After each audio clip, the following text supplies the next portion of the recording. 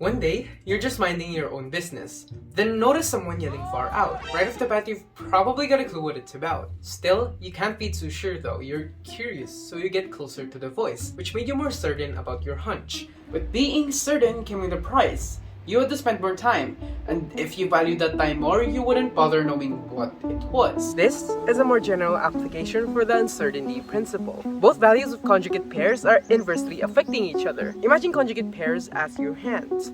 If you do something on the right, the left doesn't seem to be affected. But if we establish a specific connection by, let's say, holding a pencil in between, when we move the other, we've essentially made a conjugate pair. In the Heisenberg's uncertainty principle, these values are its position and momentum. And instead of time and frequency waves, we'll be using probability waves. Why probability waves? Well, this is the Planck's constant. It tells us that the equation is practically for really tiny things. Look, this object has a definite position and momentum. That's how we see it, at least. But if we zoom in, no, much further. The stuff it's made out of are spread out, meaning it can be at different places at the same time. Yet the places it can be aren't all equal. We can interpret that as a probability wave. Peaks are values that are more likely, other parts less likely. Think of it like tossing a coin once. Odds of getting heads is 50%. But if you flip it 100 times, Saying that you can get heads around 40 to 60 sounds reasonable. and we can be as 95% certain that it fits the description. Now, imagine that one coin as a single quantum object, and us the thousands, heck, trillions of coins flipped. These symbols that look like they should be in a Dorito bag tells us the sum of all the finite possible values in the probability wave.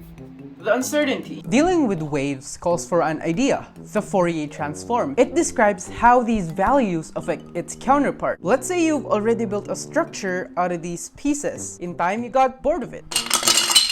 Alright, now you get to build something else. Notice how we are still using the same pieces? Essentially, that's what the Fourier transform is in this context.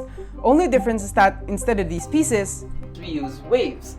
Chop and dissect the different frequencies to make a new function or rearrange it. This wave, describing the probability of an electron's position, looks very narrow. Using the Fourier transform to reinterpret it, the width of the wave becomes wider. But the narrower the wave, the more certain the value gets, and the wider the more uncertain. So knowing more of the position, we know less of the momentum, and vice versa. This is a foundational idea of quantum mechanics. And because of quantum mechanics, this is possible. It tells us that in order to achieve something, a particle's position or this week's deadline, we must be willing to sacrifice other things for it.